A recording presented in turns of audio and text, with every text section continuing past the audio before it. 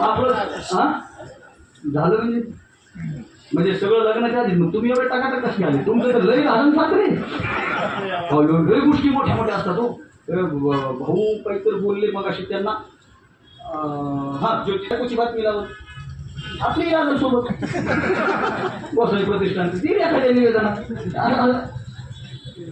चांगलं म्हणजे तुम्ही गुळ टाकला की मुंग्या बरोबर येतात फक्त ते केलं पाहिजे